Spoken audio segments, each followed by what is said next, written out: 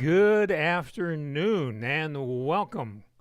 Glad you could all join us here today. Hope you're having a great day and hope you're going to learn something today, which is, of course, always our intent.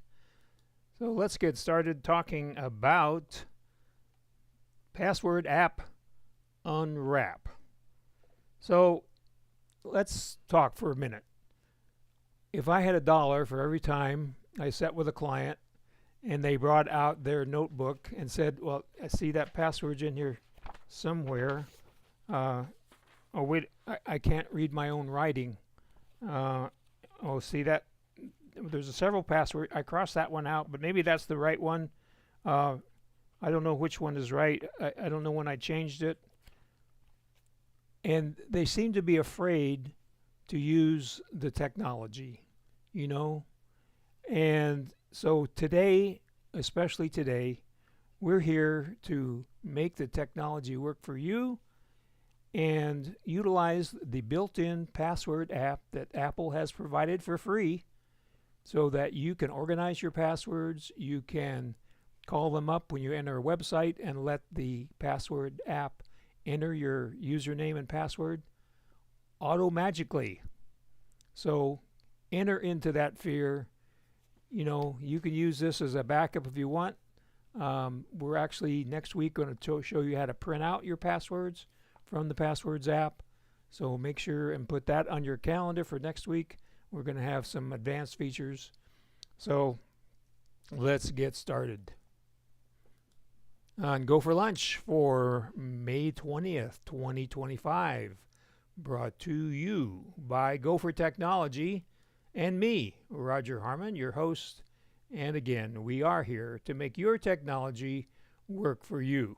Well, it is actually National Bee Day, as Leslie Ann pointed out.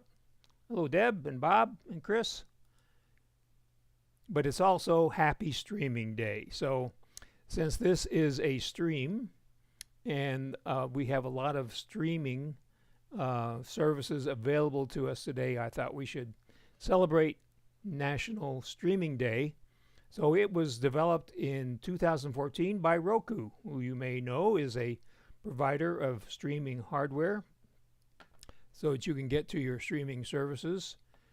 And other streaming companies have taken advantage of National Streaming Day. So if you search on the web for National Streaming Day 2025 deals, you may find some discounts on a streaming service that you would like to try, or maybe that you have tried and you'd like to get back into. So that search criteria is also down below in the details in the description. So go ahead and check that out.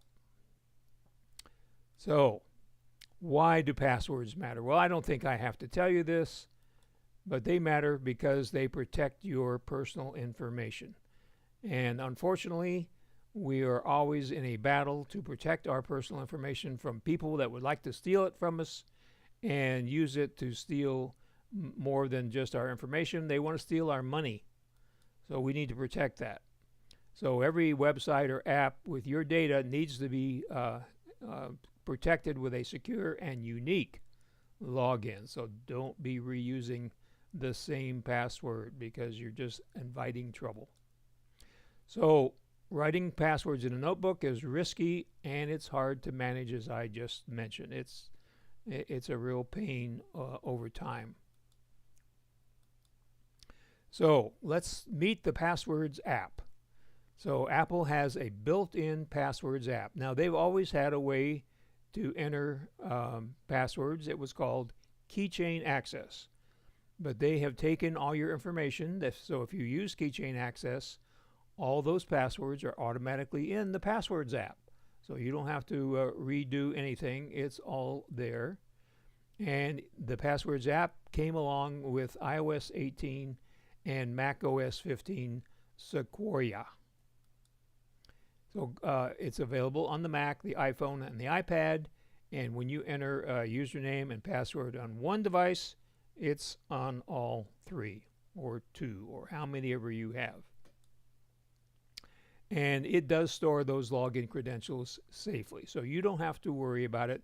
There's nothing to be afraid of. Apple is highly trusted. They have taken good care of your information and will continue to do so. And so when you go to a website, it will autofill your username and your password, so you don't have to look it up in your little book, and you can securely enter things and get along with what you're trying to do. So how do you find that Passwords app that's already there if you're on iOS 18 or macOS 15? Well, on your iPhone or your iPad, you open Settings, you scroll down and tap on Passwords or search for passwords. You use Face ID or Touch ID to access it, and then you're there. So let's go ahead, and I'm going to switch over to my iPhone here and unlock it. There we go. So here we are. So if you're new here, this is two different views of the same iPhone. The one on the left over here is a direct connection, and the one on the right is a picture, so you can see what I'm doing here with my stylus. So we go to Settings, and then we're going to just search for it because it's a lot easier. So we're going to use our microphone. Passwords, and there it is. So you can see barely here. You'll see it bigger here in a minute, but the little passwords icon is 3 keys overlaid on each other, so you know you're in the Passwords app when you see that 3-key icon. Okay, so here we are. So you have some things here. You want to make sure that Save Passwords is turned on, so it says Ask when signing in, and you want to detect compromised passwords. It will tell you that. You want it to suggest strong passwords, and you want to have it allow automatic passkey updates. We'll talk about passkeys in a little bit. And then down here at the very bottom, you have your autofill settings. And so you want to make sure that the Passwords app is turned on. Now, I also use 1Password in tandem, and that's okay. You can use both of them. For this demonstration, I've turned that off to avoid confusion. And so those are the settings that you want to make sure are working. So, how do you find the Passwords app on the Mac? Well, you won't be surprised to learn it's very similar. You open your system settings, you click on Passwords in the sidebar, and then you use your Mac login, password, or your Touch ID to activate it. So let's go to our Mac, and we're going to go to the Finder, and we're going to go to Settings.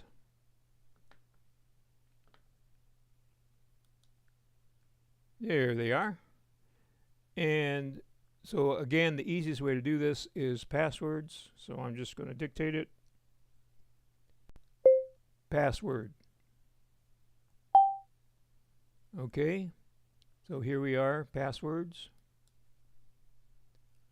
And you can see you want to have autofill passwords and passkeys turned on. So it's blue.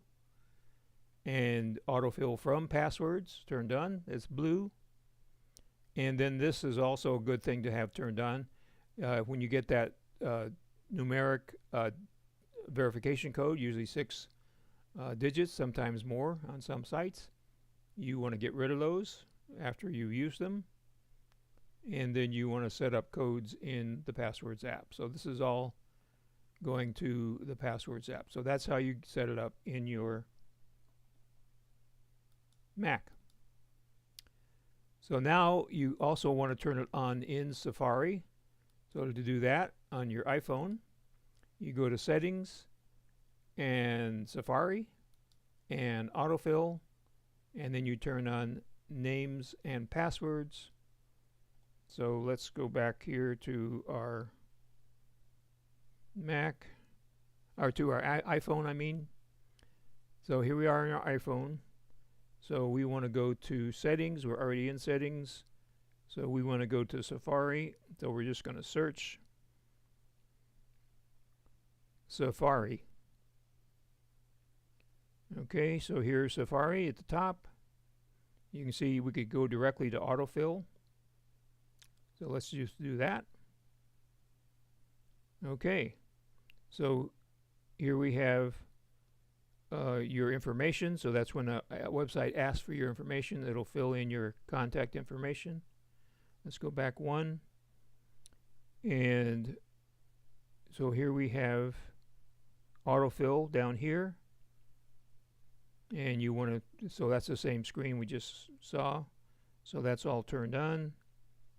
And let's see if there's anything else here we want to talk about.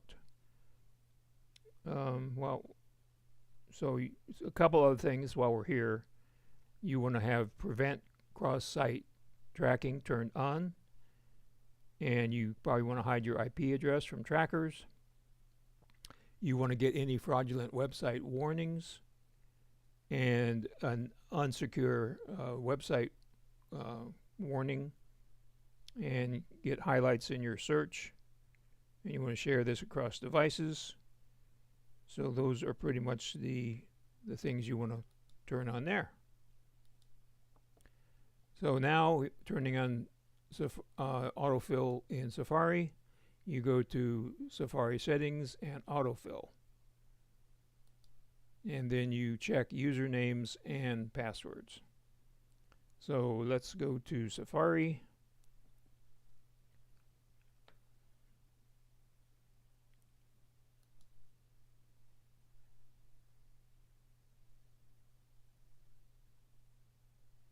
There we go. And we're going to go up here to Safari, up in the upper left-hand corner, and go down to Settings. And then you see the third item over is Autofill. We're going to click on that. And so you want to have all these checked using information from my contacts. Here's the username and passwords. You can also turn on credit cards here, which is very handy, and other forms. So you probably want all of those turned on. So pretty simple. And that way when you're in Safari and you are going to a website, it will automatically fill in any passwords that you have saved. So when you log into a website in Safari, you go to the website that needs a login, and you, like Amazon or New York Times. Now most of these websites, once you log in, there's no need to sign out. You can just say signed in, and the next time you go there, it will probably let you just go ahead and log in. So then you would enter your username and password, and then here's the key. Safari will ask you, would you like to save this password?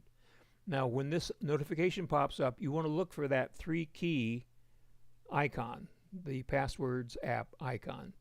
You make sure that you're in the Passwords app, because some browsers are also going to try to save your passwords, and we don't recommend saving them in a browser. We want them all saved in the Passwords app. And then of course you just tap Save a Password. So let's go to a website here. So obviously when you save it, then next time it'll fill it in for you. So we're going to demonstrate that.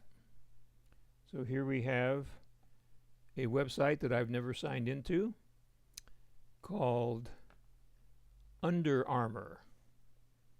So I'm here at register the account. So I'm going to put in an email address. So in case you're not familiar with it, Apple has a feature, a security feature called Hide My Email. So what it does is it creates a unique email just for that site. So when you click on that, you get another window, and it tells you what the email address it's created is. So in this case, it's uploads.gone5n@icloud.com, and it tells you right here that it's going to forward it to your Apple ID or your Apple account email. And you can make a note here if you like, but it's got the right website here, underarmour.com. So you click on use, and then you go to password, and then here's your 3 keys, so we know we're in the right place. And it suggests that you use a strong password, which you want to use a strong password. So we just click on that. It creates a strong password for us, and you can see the requirements here. Usually any website is going to require at least 8 characters, usually 1 uppercase, 1 lowercase, 1 number, and 1 special character. So in this case, a special character would be a dash. So it should meet all of those requirements. So let's see what happens when we click on register account. Okay, so we're logging in. So there was an error on our side of things. Please try again after a few minutes. Well, look at that. Murphy's Law. If something is going to go wrong, it's going to go wrong in a live demonstration. But apparently, I think it looks like it's actually working. We're going to go back here and go to login now on the upper right hand corner, which is usually where you'll find the login. So now you see it pops up. Again, we see the 3 key icon, so we know we're in the Passwords app, and we simply click on that. We click on verify, and let's see if the website's going to cooperate. It says please wait, logging you in. We've got the 3 little dots here letting us know it's thinking, and now we were successful. So our account is registered. It says we have a rewards program. We can get faster checkout. We have easier returns and exchanges, and we have quick order information. So we can just continue shopping. So that's how it works.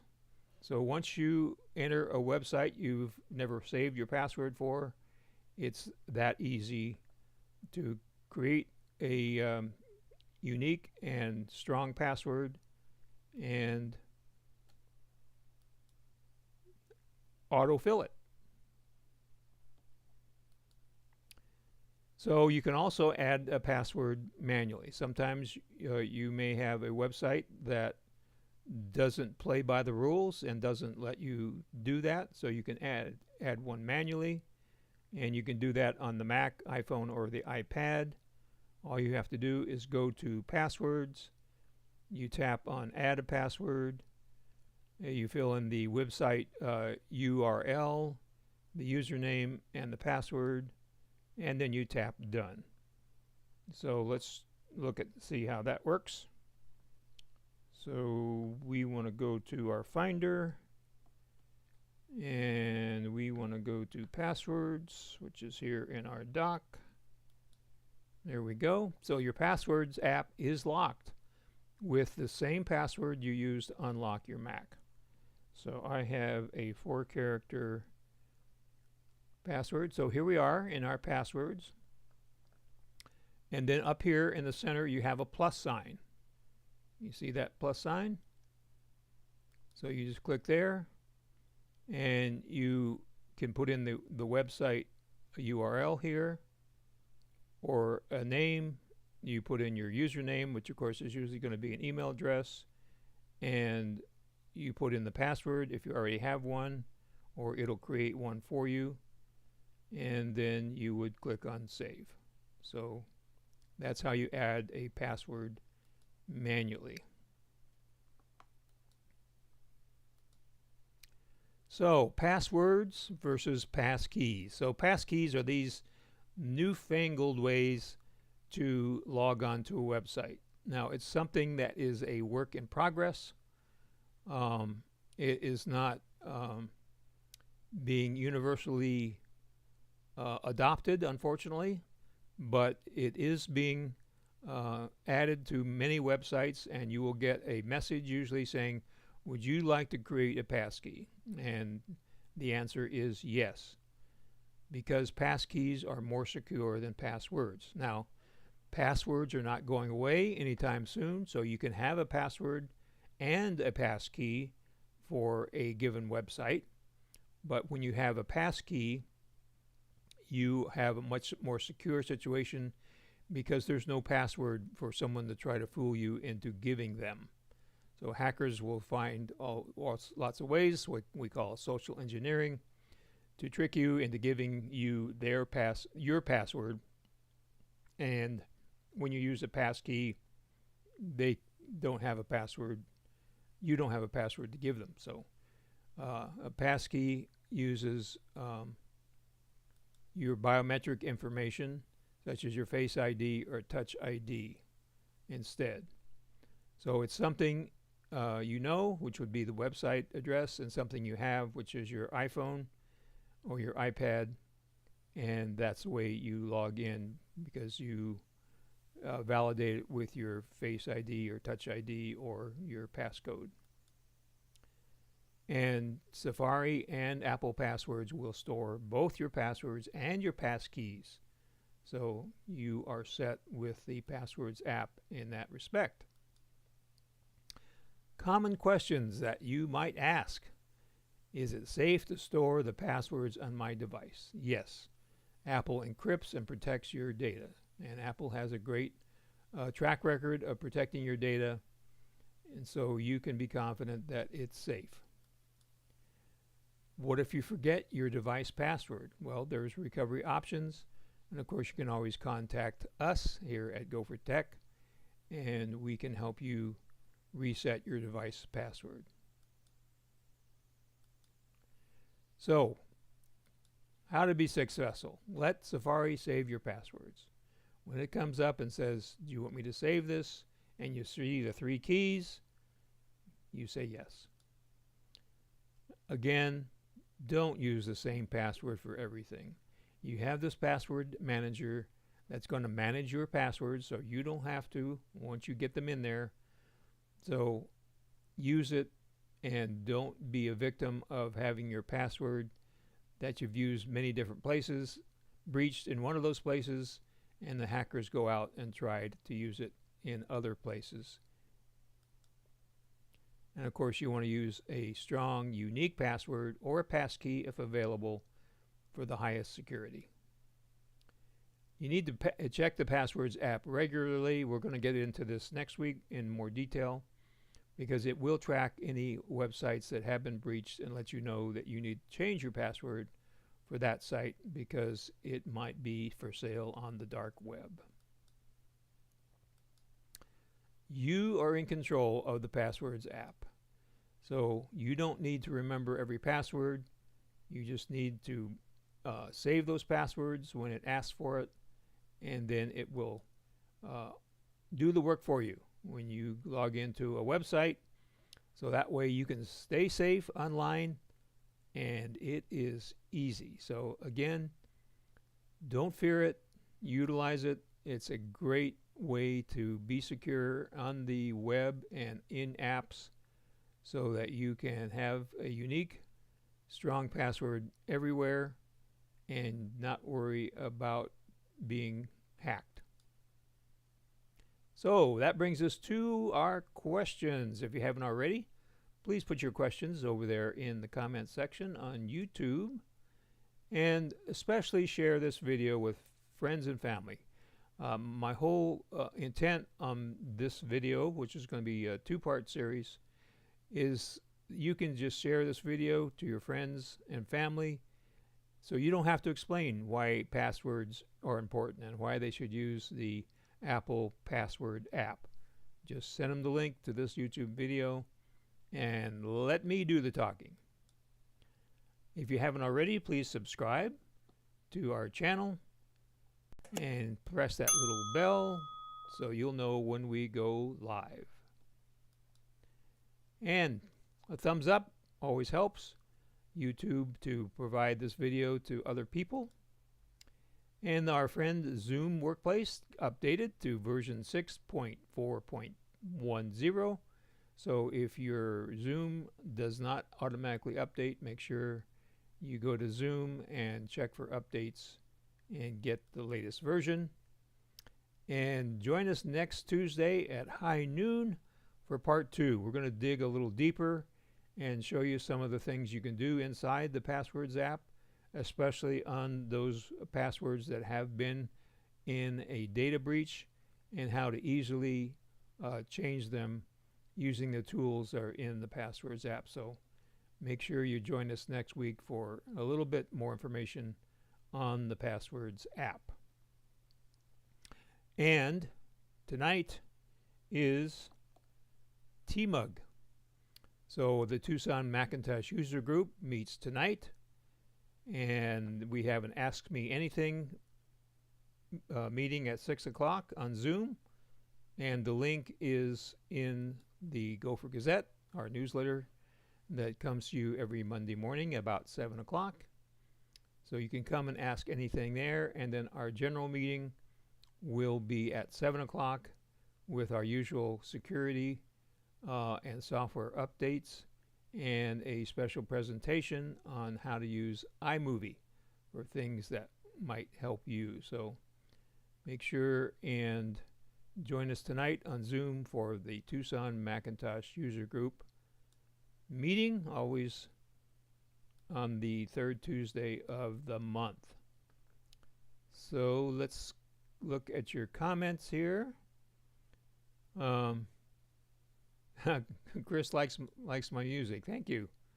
That's actually from the YouTube free music library, so we don't get any copyright hits. And Al J, glad to see you back here. Al was new, I think, last week, so it's great. And so can you get, Al asks, can you get the hide email on the iPhone? Yes, you can. It should pop up the same way as it does on